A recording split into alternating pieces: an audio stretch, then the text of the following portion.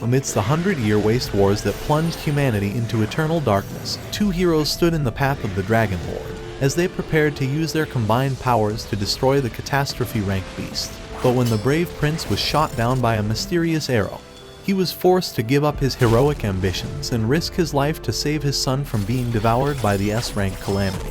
However, his son's body was scarred with God's divine energy, and he spent his worthless life traveling alone, never realizing that his dormant dragon form would one day awaken, and would allow him to rival even the gods. But when he first arrived at the town of Linsakais, the guard was so disgusted by his ugly f***ing face that he was forced to let him inside. Hiro watched as a rich merchant whose name was Nambuko arrived in his Tesla Cybertruck, and how the broke-ass town people struggled to catch all the money that he threw at them. He tried to pick a coin as well, but a little fat boy swiped the bronze piece away from him, and Hiro overheard the boy's friends telling him not to collect any of Nambuko's money because he was just a greedy weapons dealer. But despite this warning, Pego snuck into the car for some freebies, and Hiro joined a group of tourists to listen to the story of a warrior who saved the princess from a deadly dragon. The man claimed that he had inherited the weapon which the warrior had used to win his battles, but before Hiro could ask for the price of the item, a tiny Boy Scout snatched it away from the knight. However, he was captured by the man's giant bodyguard, so Hiro quickly stepped forward to stop the ogre from crushing the boy to death,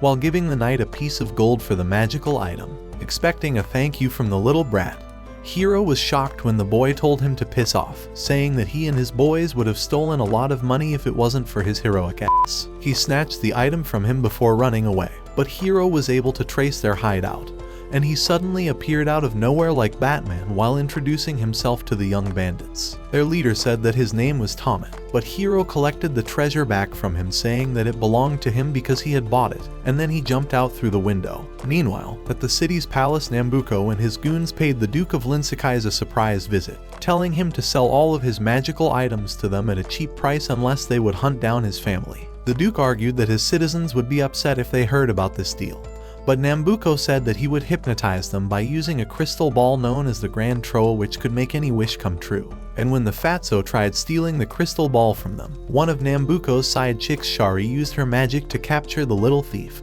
proving that they were strong enough to face all of their ops. Tomet and his crew kept chasing Hiro across the rooftops, but when they heard that their friend Peshate had been captured, they quickly stopped their playing and rushed over to find him instead. The following day, Peshate was brought out to the town square for execution, but when Hiro saw that there was nothing Tomet could do to stop it, he walked forward like a champion, telling Shari and her men to back down, because she was too much of a baddie to deal with a loser in a Halloween costume. Shari told her soldiers to fight him instead, but Hiro took them all down without even pulling out his sword. No did he. Shocked by his hard flex, Shari shot a lightning bolt at him using her magical wand, but Hiro emerged from the blast and sliced through all of her guards with just a single slash from his blade. However, the men noticed that their armors were still intact, and when Shari realized that Hiro's sword was just a fake piece of plastic, she ordered her soldiers to tear his limbs off. But at that moment, a huge warrior rushed in and smashed all the guards away, allowing Peshate to escape with his friends. And the man Jiru, who was actually Hiro's swords master, asked him why he ran away from home. But Shari was getting bored with all their long-ass talk, so she grabbed the crystal ball and was ready to cook up something crazy. But Hiro instantly recognized the item as the weapon his father had used to try and defeat the Dragon Lord many years ago. Hiro told her to give back the item, but Shari just ignored him, and she used the crystal ball to supercharge her magic wand before firing a huge mana blast in his direction. The dumb just stood there waiting for the flames to kill him, but then the blast was suddenly deflected away from them, and to everyone's surprise, the evil Dragon Lord Dagon Zot rose up from beneath the shadows. Filled with so much rage about the creature that killed his parents, Hiro jumped up to attack the dragon, but Dagon Zot held him back and zapped the shit out of him until he became unconscious. The Dragon Lord began to wreak havoc on the city, and Nambuko was excited by the chaos because it was good for business. But not even the combined firepower from all of his soldiers could take down the evil beast. And when some of the arrows came flying in Hiro's direction, Dagon Zot shocked everyone by using his wing to protect him from danger while unleashing his anger on the dumb guards instead. After smashing everything except for Shari's bunny cheeks, Dagon Zot descended back into the shadows, and the Duke called Nambuko a psycho for bringing an S-rank calamity to their city. However, Nambuko said that the Dragon Lord's return was the perfect way to make the people of Linsicais to fear and respect him as their duke, while also helping him rack up the cash from selling more weapons. Meanwhile, Juru took Hiro to Tomit's hideout for him to rest, and while they waited for him to wake up, he told everyone the story of how Dagon Zot murdered Hiro's parents. Their continent of Kanon had 3 kingdoms within it, and because of the terror caused by the Dragon Lord, all of the countries agreed on a safe place in between their lands to imprison the beast forever. However, despite having such an amazing plan, the warriors were still no match for the Dragon Lord. So both Hiro's parents and all the wizards were consumed by the soul-devouring flames of Dagon Zot.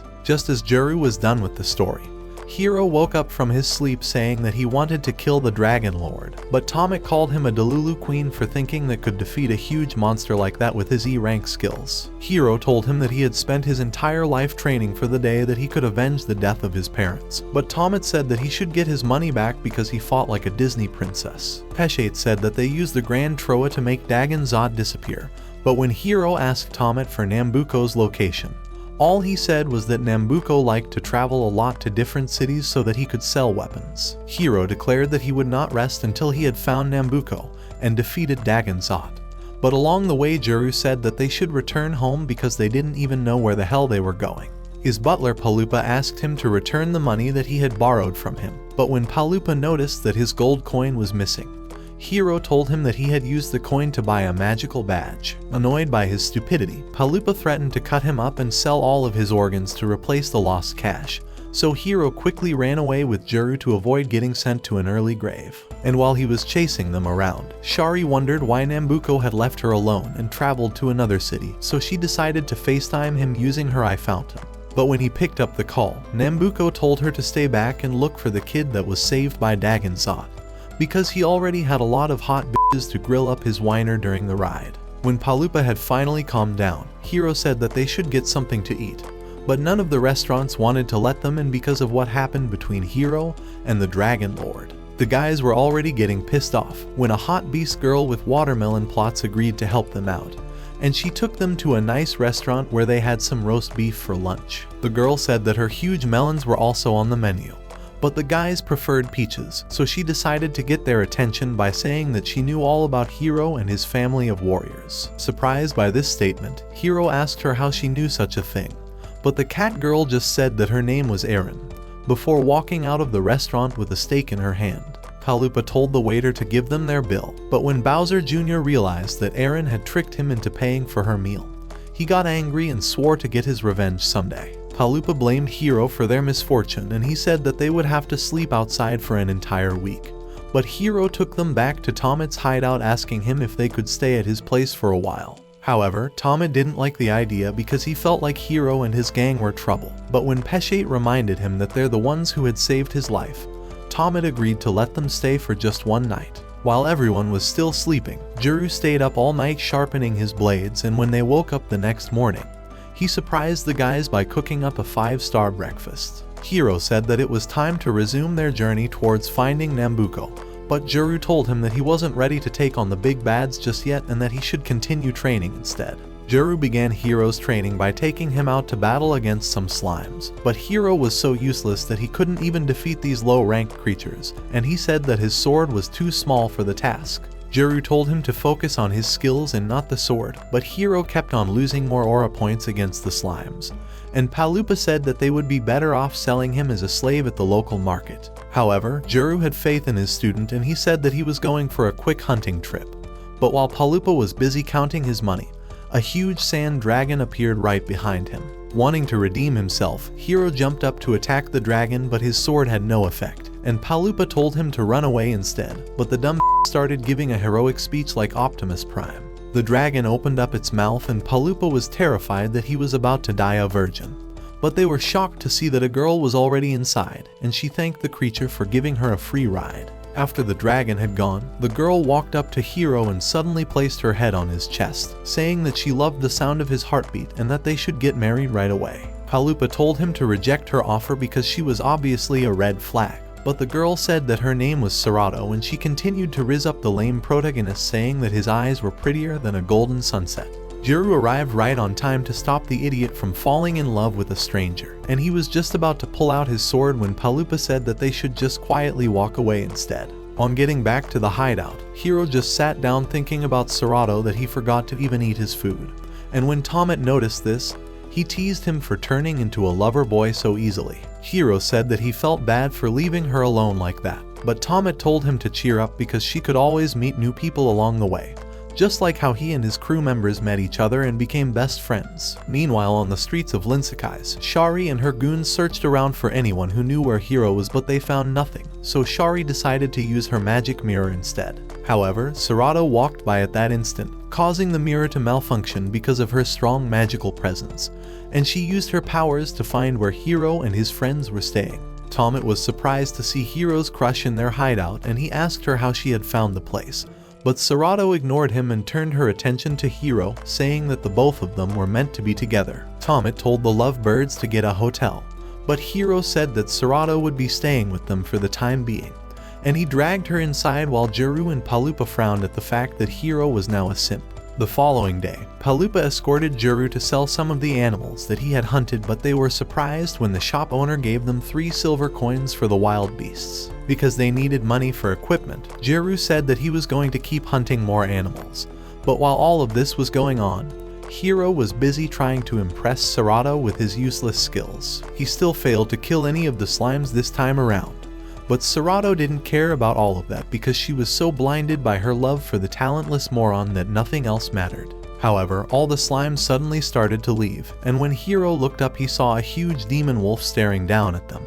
But instead of running away like the scared little pussy that he was, Hiro stayed back to fight the creature. Despite all his confidence, Hiro still got bodied by the wolf, but when he noticed that it was about to attack Serato, he charged straight at the wolf and knocked it down by smashing his sword on its forehead. He rushed over to make sure that his girl was okay, but when Serato saw the large cut on his shoulder, she quickly used her divine hands to heal the wound and fix up his shirt like nothing ever happened. Although he was shocked by this ability, Hiro thanked her for healing him, and when they got back to town, they traded the demon wolf at the local market for a single piece of gold. Along the way they saw a guard pulling a man away from his family, and because he was still feeling high over his first win, Hiro stepped forward to help the man, but he got captured as well. Realizing that the inmates were being made to work like slaves at the land mines, Hiro told them not to worry because he had a plan to bust them out, but the men knew that they were all screwed. When Tomet heard about what happened, he and Serato crawled their way through an underground passage to enter the Duke's house, while Hiro kept trying to make a hole through the wall using his expensive badge. Hearing strange noises, the Duke decided to open up his safe to check it out, but he was shocked to see a large hole inside, after which Tomet and Serato suddenly appeared in his office. Tomet threatened to expose all of his deals with Nambuko to the king, which would ruin his life forever, unless he released Hiro and all the other inmates that he planned on turning into slaves. The Duke just smiled before calling his guards to arrest the imposters, but then Juru walked through the door and pointed his sword at the Duke's face, causing the loser to shit his pants. He finally agreed to release Hiro and the others, and when Hiro saw that Serato had come to save him as well, he turned to face her, ignoring Tomet and the guys who had risked their asses for his freedom. Shari heard the news about Hiro's arrest, but by the time she arrived at the Duke's palace, Hiro and his crew were already gone, and all the inmates finally got reunited with their families. Remembering the good times with his own parents, Hiro swore to make them proud someday by killing Dagonzot, and when they got back to the hideout, he and the guys celebrated their victory with a huge dinner. However, the next morning Hiro wasn't happy with the squid pudding that Juru made for breakfast. But Palupa told him that he had no choice but to eat the squid after spending all of their money on a useless item. Juru reminded him that their combat training continued today, and he said that Serato was not allowed to tag along this time around, so Hiro was forced to leave her behind at the market. While she was looking for something cheap to buy with her gold coin, Serato met Eren for the first time, who took her out to a famous hot spring where they could relax and talk about boys. Melonplot said that the spring water could heal all kinds of wounds, and she told Serato to take her clothes off before entering.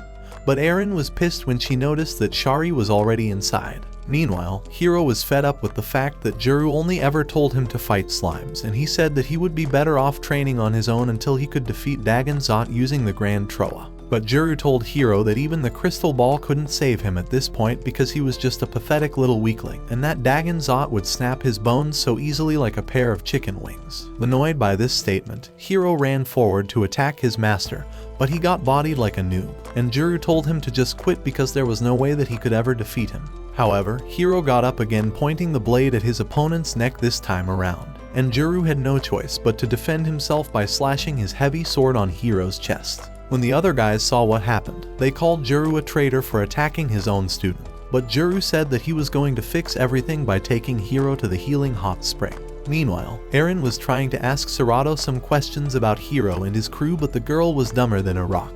And when Shari got bored of being on her own, she swam across to join their convo as well. Eren asked her why the hot spring wasn't filled with lots of boys like before, and Shari said that everyone got scared after hearing that a giant squid monster lived inside the waters. But when Eren tried telling her to sit next to them to avoid getting a cold, Shari got pissed and told her to stop making other girls jealous with those oversized cannonballs on her chest. The guys arrived at the hot spring, and Juru told the others that he was only trying to test how serious Hiro was about his revenge, and that he never planned on attacking him in the first place. The water immediately started to heal Hiro's wounds, and when Shari noticed that her target was nearby, she got excited. But Eren knew that she had to stop the little witch from capturing Hiro. When the Moron finally woke up from his coma, Juru apologized to him, saying that he was only trying to make him a better warrior, and he agreed to let him continue the journey towards finding Nambuko. However, Shari's guards were trying to force the sea monster into capturing Hiro and his friends. But when Squidward got out of the water, he grabbed Serato and tossed Shari away like a piece of garbage instead. Hiro was worried about his dumb girlfriend, but in a flash Juru jumped up and sliced the squid into large sushi bits, while Hiro rushed over to make sure that Serato was still alive. When they got back, Hiro and the guys sold the monster at the market and used the cash to buy more weapons. But just as they were about to leave, Tomiite shocked everyone by saying that he wanted to tag along. Peshate and the others begged him to stay, but Tomiite said that he wanted to assist Hiro in acquiring the Grand Troa so that he could use it to wish for a better life for all of them. Impressed by his selfless heart, Hiro agreed to let Tomiite join their team. But along the way, they met Eren, who told them that it was Shari and her men that sent the squid monster after them at the hot spring. Asking if she could join their crew, Palupa and Juru strongly refused, but when Eren said that she knew how to find Nambuko, Hiro forgot all about her past crimes, and he said that she could tag along as well. As they journeyed across the lonely desert, Tomiite and the other guys were pissed at Hiro for acting like he was the boss, but Eren said that she respected for letting her join the team. While the Moron was acting all tough, he fell into a pit of quicksand, but unknown to all of them, Nambuko and his squad were spying on their adventures using Special Eagle drones. The gang passed through a large canyon where Tomiite was too scared to make it across to the other side, and they all stopped by a waterfall to see a beautiful rainbow in the sky. Juru picked up some berries for them to eat, but then they were suddenly ambushed by a giant eagle, and because he wanted to prove his worth to the team, Hiro foolishly rushed forward to fight the beast. However, Hiro got his ass kicked by an Angry Birds character, so Juru was forced to scare the creature away with his sword, and he said that they should set camp in a forest for the night. Tomiite was worried that Mighty Eagle would show up again, but Juru said that the forest was their best bet at a safe shelter, and Hiro kept acting like the leader despite his minus 1000 aura points. Tomiite and Palupa dried up the meat to make them last longer, but when Juru noticed that Serato was nowhere to be found after leaving to fetch some water, Hiro agreed to go search for her by the river. He found Eren playing music by the moonlight, and when he asked her why she had chosen to join his team, Melon Plot said that she was going to use the Grand Troa to wish for the hottest boyfriend that ever existed. Hiro left her to be with Serato, and while they enjoyed the starry night, Nambuko was busy stacking up some M's by selling weapons to all the leaders of the different kingdoms. He ordered a meeting with Shari, calling her a brainless rabbit for letting Hiro and his friends escape, and he said that he was giving her one last chance to prove herself and bring Hiro to him. As usual, Captain Shitface marched forward to face Shari without a second thought, but she made him regret his decision by blasting his entire body with a huge surge of electricity. She quickly followed the attack with an ice storm which broke Hiro's sword in half, and when Juru tried helping him out, he was stopped by one of the giant rock monsters. He managed to defeat the creature by stabbing its eye, but Palupa knew that the rest of them had no shot at survival, so he summoned an Easter bunny named Mumu to get them out of there. Tama didn't like the idea of leaving Hiro and Juru behind, but Palupa wasn't ready to die just yet, so he threw him and Serato into the treasure chest before jumping in as well and teleporting to another place. Shari was ready to destroy Hiro once and for all, but then Juru ran forward to stop her, so she trapped him in a dark energy force field and split the ground in two to keep him far away from them. Shari said that she was going to kill Juru for ruining all of her plans in the past. But when Hiro heard that, his body suddenly began to change and he smashed Shari's wand away before transforming into a badass demon. His whole body was covered in purple flames and Shari ordered her men to attack him, but Demon Hiro wiped them all out in an instant, and Shari quickly teleported back before he could rip her to shreds. After she had left, Hiro became unconscious and he dreamt about drowning in a dark abyss where his demon powers were all that existed, until he finally woke up in the middle of the desert. He heard some large footsteps approaching and Hiro quickly hid behind a boulder to avoid getting spotted by Nambuko and his men, but he still couldn't get over what had happened during the fight with Shari. He decided to follow Nambuko around for some answers, but when Mumu transported Palupa and the others back to the battlefield, they were shocked to see that Juru was badly injured. Using her divine touch, Sarada was able to heal Juru a little, but when she asked him to tell them where Hiro was, he ran to the edge of the cliff, and they saw all of the soldiers that Demon Hiro had defeated. The guys were shocked that Hiro had beaten up all these guards, especially because he was a talentless loser with no sword skills, and they wondered if he had somehow cheated his way into getting magical powers. However, Palupa was annoyed at Eren because she was always just vanishing whenever things got bad, and he promised to teach her a lesson by stuffing her large melons into his mouth like a jawbreaker the next time that happened. Meanwhile, Hiro secretly followed Nambuko to a testing site where he showed a customer his latest invention by using a machine to fuse the body of a monster and 3 humans into a hideous hybrid.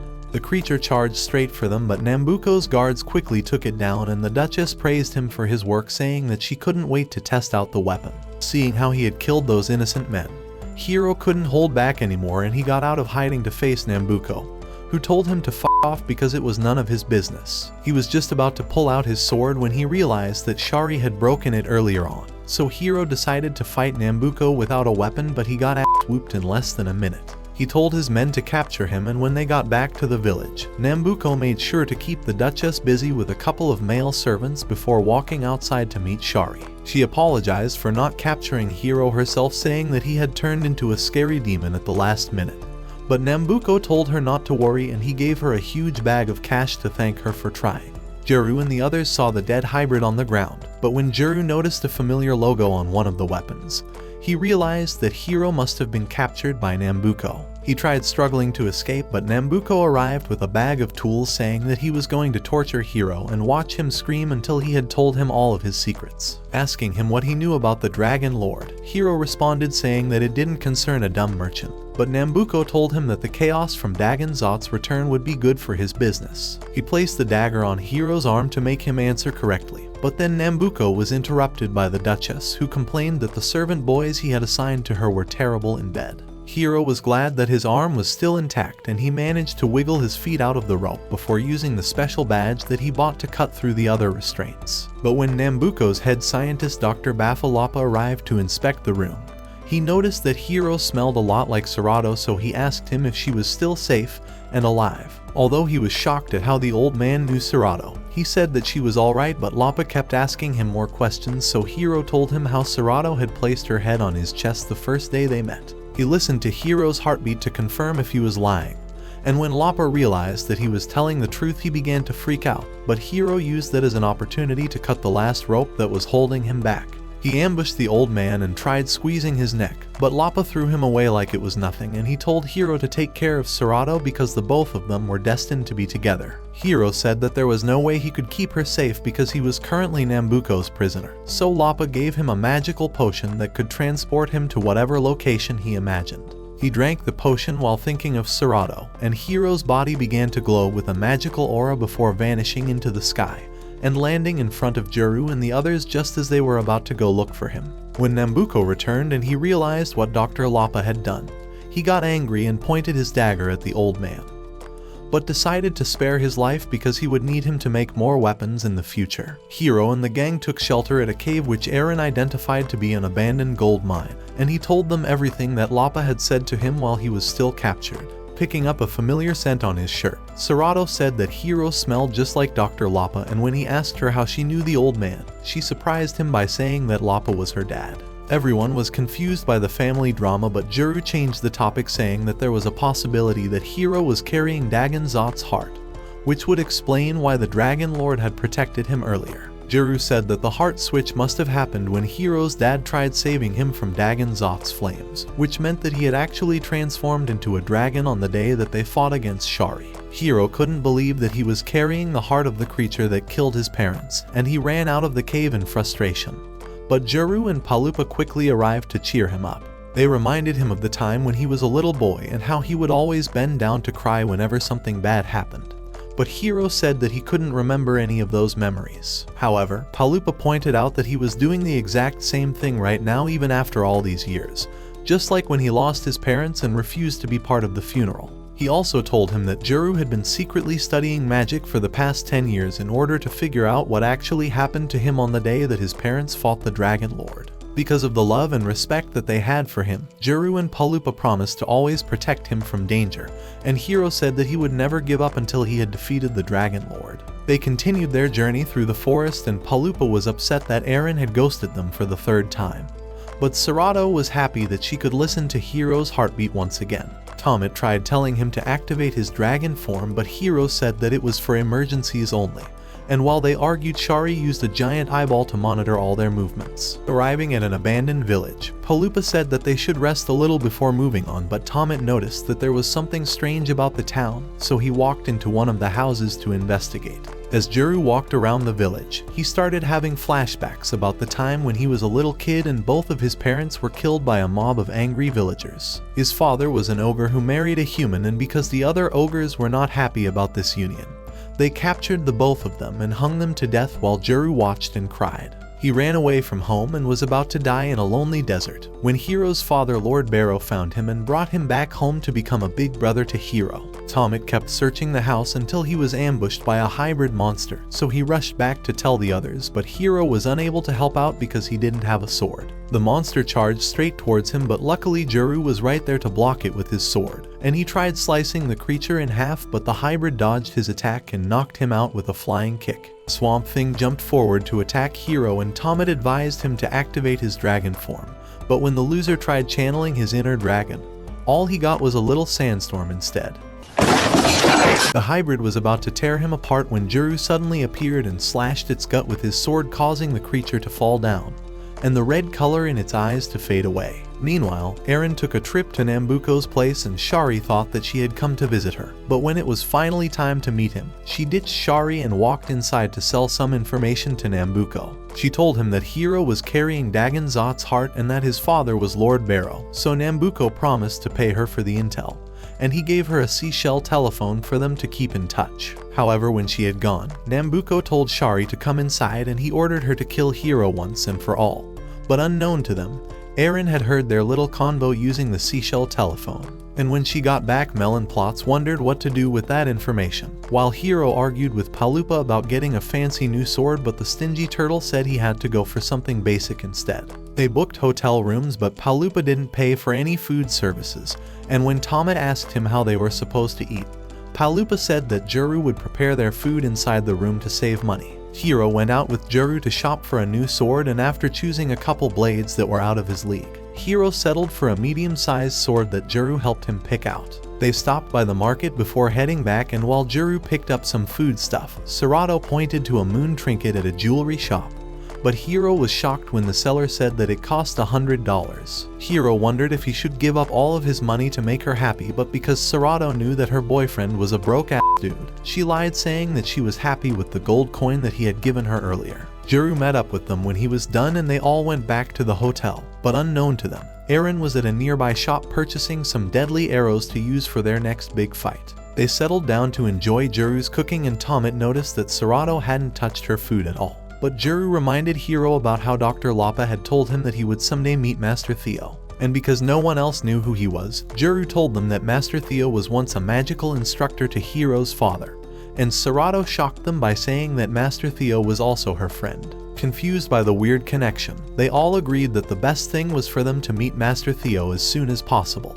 and everyone went into their different rooms to sleep for the night. However, while Tomet and Palupa were sleeping peacefully, Hiro and Juru had trouble falling asleep, and Juru said that he always had to stay awake to make sure that everyone was safe. Hiro told him that he hadn't been sleeping much ever since the day he found out that he was carrying Dagon Zot's heart. But then Juru heard an explosion outside and he quickly got up to check it out. A mysterious shadow monster was blowing up houses around the neighborhood, and Hiro rushed over to see what was causing it.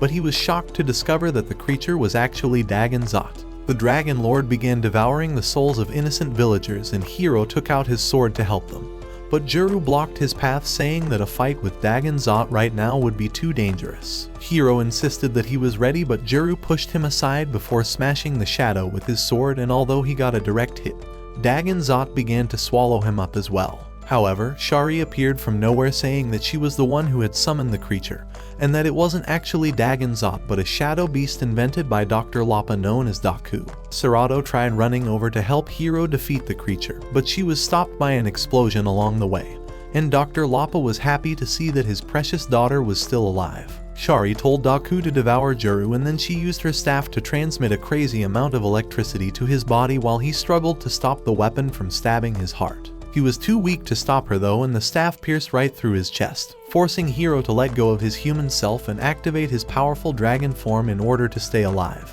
Shari quickly hid behind her guards because she knew that she was no match for Dragon Hiro, and Juru wanted to help but he was still stuck, so Eren used one of her arrows to blast the shadow and set him free. And then suddenly out the ground Dagon Zot emerged, which made Nambuko very happy. But when Juru rushed over to save the young warrior, Hiro used his sword to slice him down in an instant. Satisfied with all of the chaos that he caused, Dagon Zot returned to his underground lair. But when Hiro switched back to his human form, he cried bitterly, knowing that he was the one who had killed Juru. However, Serato and the others managed to patch him up and take him back to the hotel room. And while Palupa was trying to prepare breakfast, Tomet rushed over to tell him that Juru had woken up. Hiro was so happy to see his mentor alive, and he apologized to him for what happened.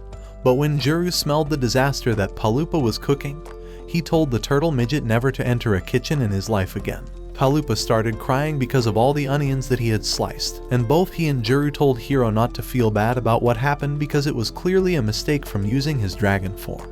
Asking her if she could heal Juru, Serato said that her powers only worked on minor injuries, so Hiro told Juru to continue resting so that his scars would heal faster. But Juru said that he had something very important to say, and he told Hiro to stop using his dragon powers because he was at risk of losing control and turning into a dragon someday. Hiro was shocked to hear this because it meant that he could end up becoming the villain that he was trying to defeat.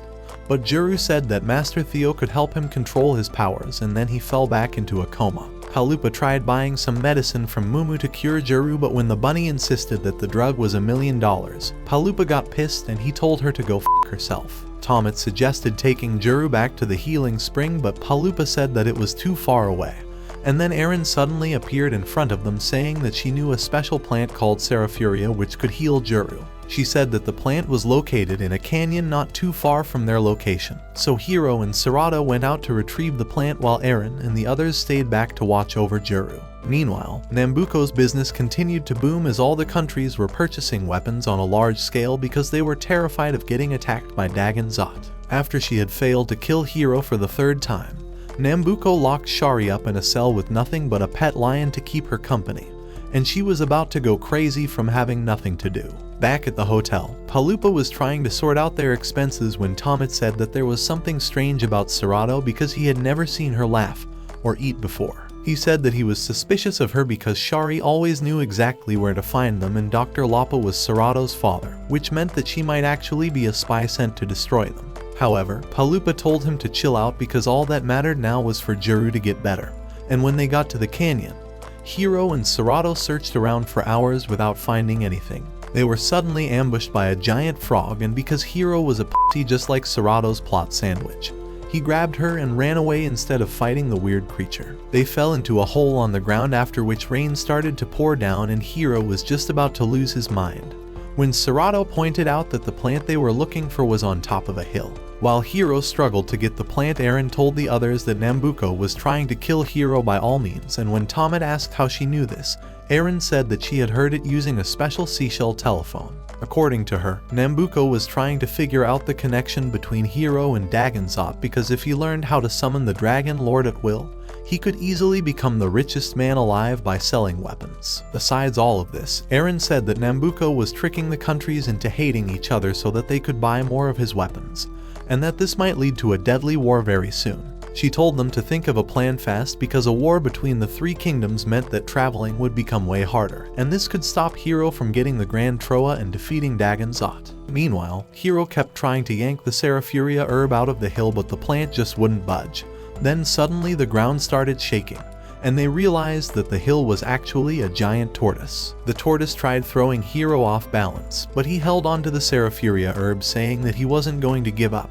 And just as he was about to fall down, Hiro got back up and pulled the damn plant out of the tortoise. However, he got carried away and slipped off the tortoise, landing right into Sarato's arms.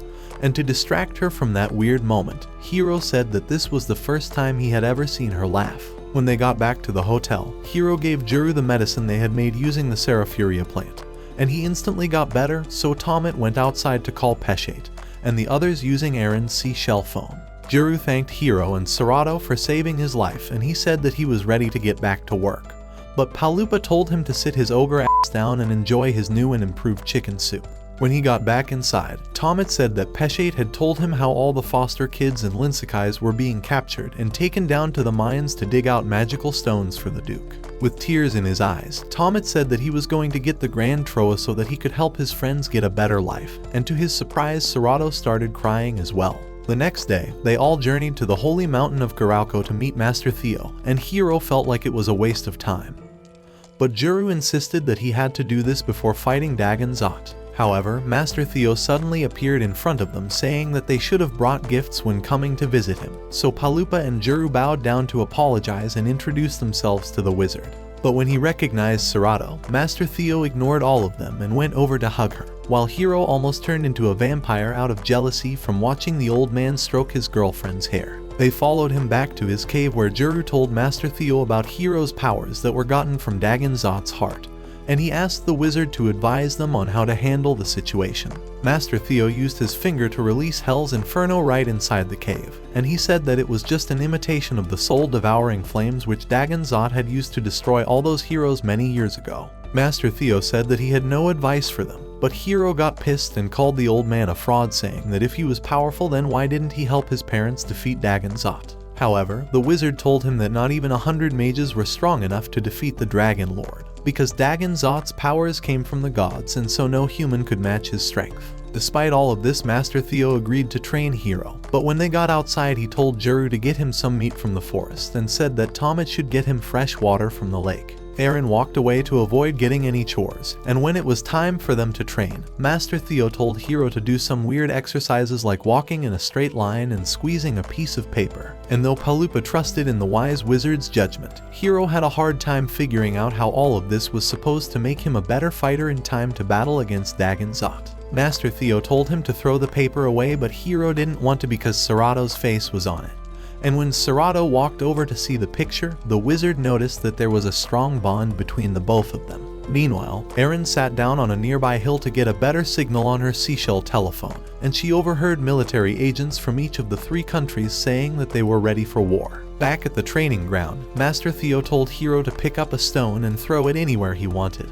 But when the stone landed on the ground, the wizard noticed that it glowed with a magical blue aura. He said that life was just like that stone on the ground, but while Palupa and Sarato praised his wisdom, Hiro told the old man to cut the crap and teach him something useful for once. So Master Theo said that they should do some sword training instead, and with a single wave of his hand, the wizard blasted Sarato's wand into the sky using an invisible weapon known as the Koku Blade. He told Hiro to try out the Koku Blade for himself, and although the dumbass thought that nothing happened, his invisible sword move was able to slice a tree stump behind Master Theo. The wizard praised him for using the Koku Blade on his first try, and he told him to keep practicing his stance.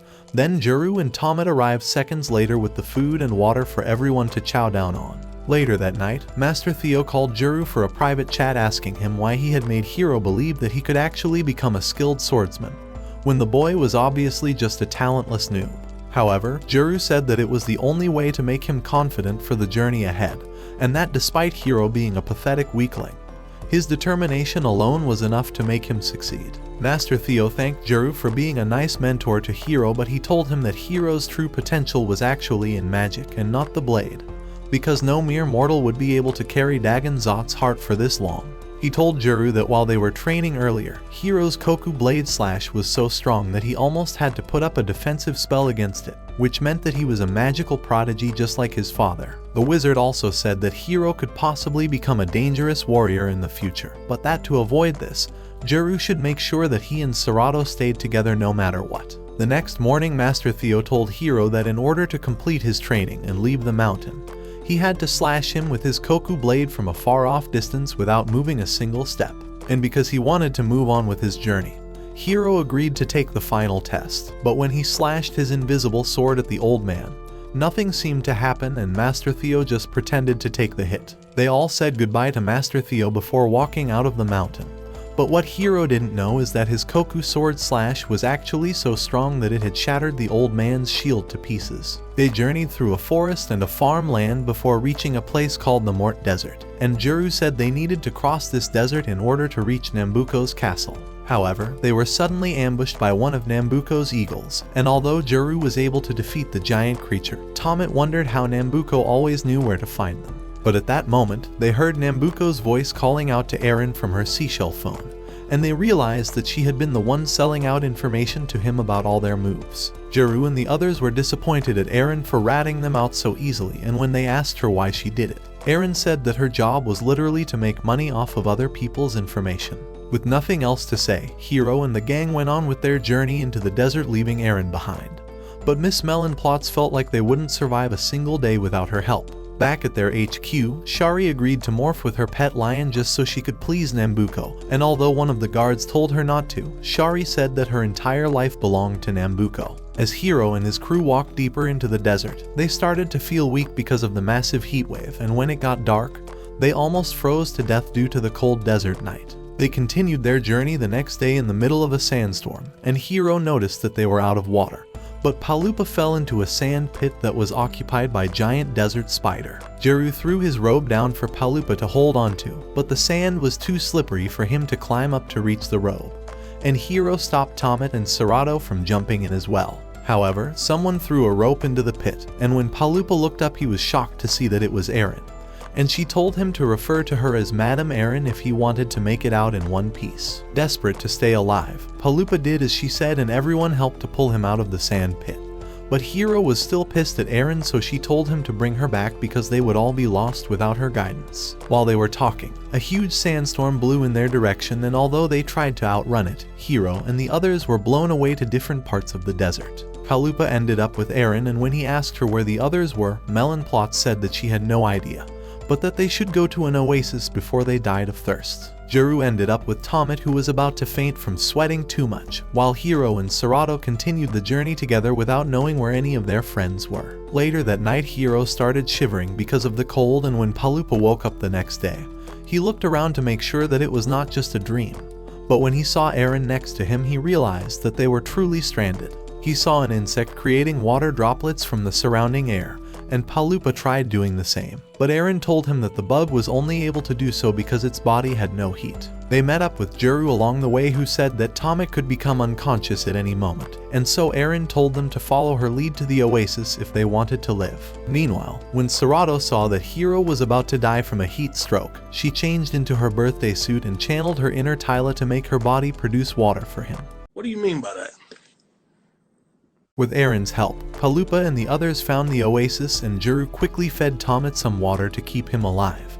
But Hiro and Serato were suddenly ambushed along the way by Shari the lioness. Serato tried to protect her boyfriend, but Shari kicked her ass and teleported out of the desert with Hiro, while armies from each of the three kingdoms gathered around to begin their war. Shari returned with Hiro, and Nambuko said that he was the key to unleashing chaos into the world. But Hiro didn't give a shit about all that, and he told Nambuko to hand over the Grand Troa. However, Nambuko told him to come and get it, so Hiro charged forward to strike him with his sword. But the merchant held him back by pointing his blade at Hiro's neck.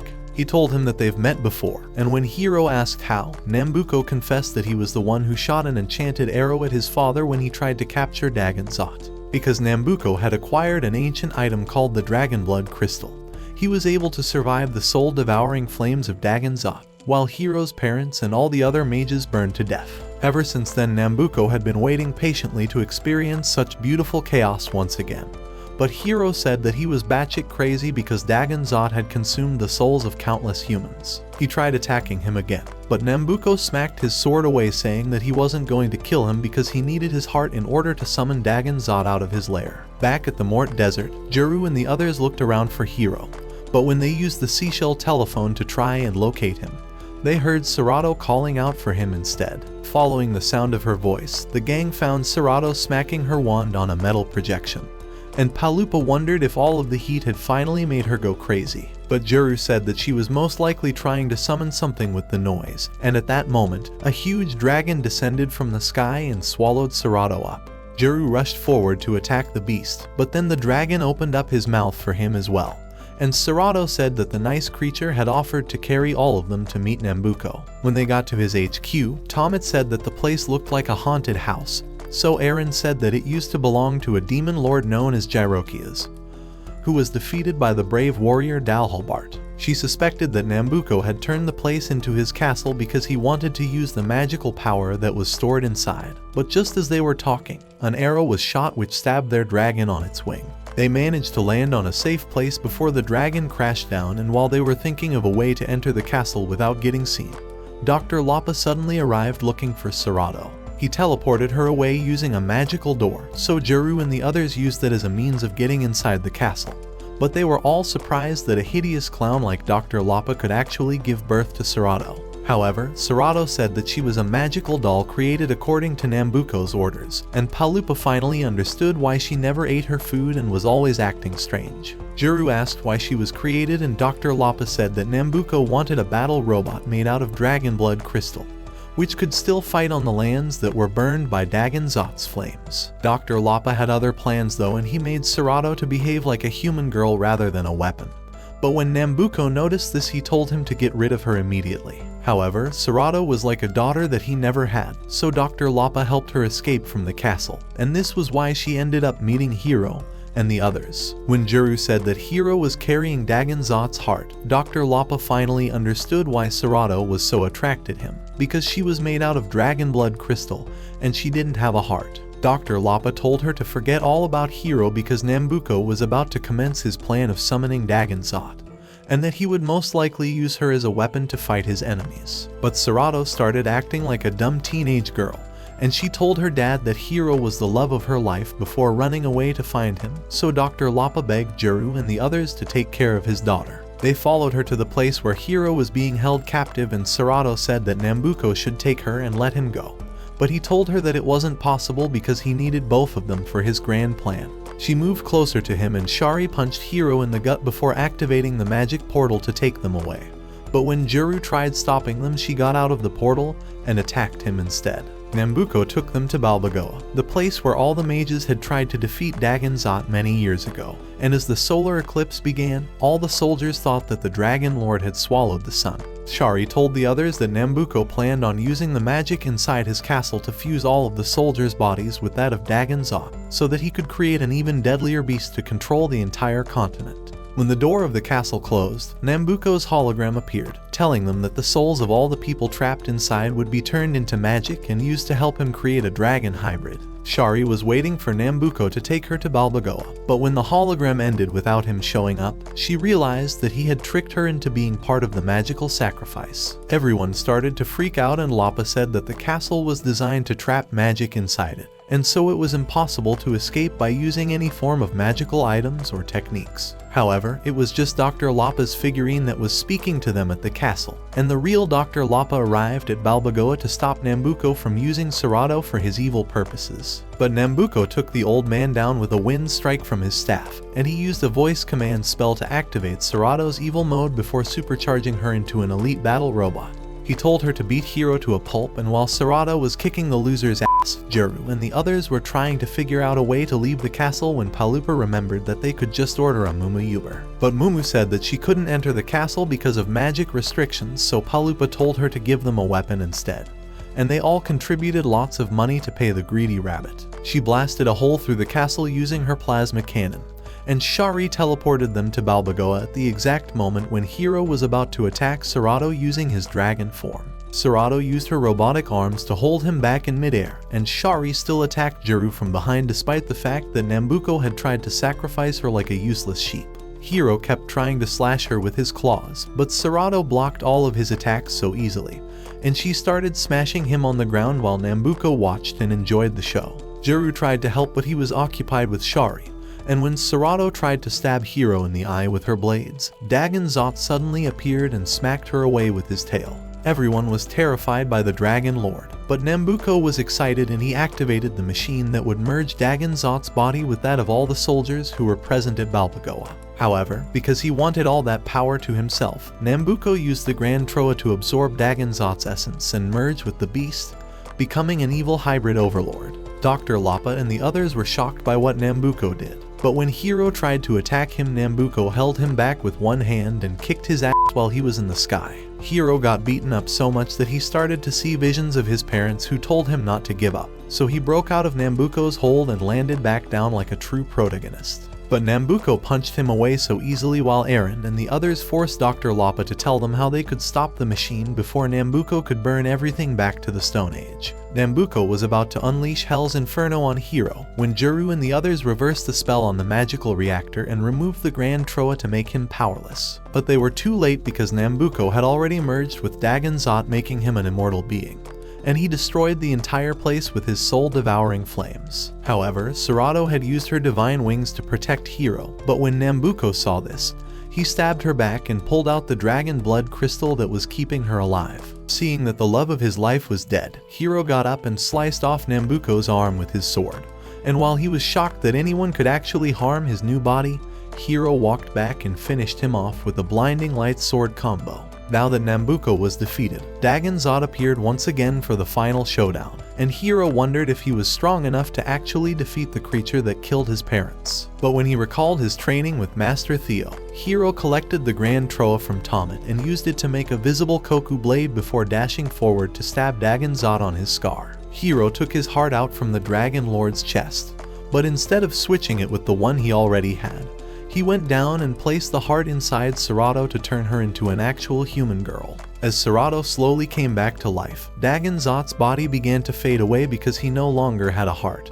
And while Juru was still shocked by what Hiro had done, Palupa and the others began to fight over who should keep the Grand Troa. However, the Morons let the crystal smash on the ground and Juru said that the item wasn't even the Grand Troa but the Soul Stone which Hiro's father had used to trap Dagon Zot many years ago. Palupa then asked him how Hiro was able to harness such power to stab the Dragon Lord, and Juru told them what Master Theo had said about Hiro, that he was a magical prodigy just like his father. Eren and Tomet teased Hiro for behaving like Prince Charming, but when Serato asked them about her father, Palupa gave her the remains of his walking stick, saying that he had died in the flames that Nambuko unleashed. Serato cried when she heard the bad news, but Juru noticed that the soldiers were leaving, so Eren said that she used her phone to tell them the truth about how Nambuko had tricked them into fighting each other. Numu came back to teleport them away, and after they had buried Dr. Lapa, Hiro gave Tomet his royal badge, saying that he was the youngest, but also the bravest one out of all of them. Juru asked him what he wanted to do now that he had unlocked his magical powers, but Hiro said that nothing has changed, because all he needed for a great adventure were his sword and his friends. Set your heart ablaze, go beyond your limits, and watch this next video.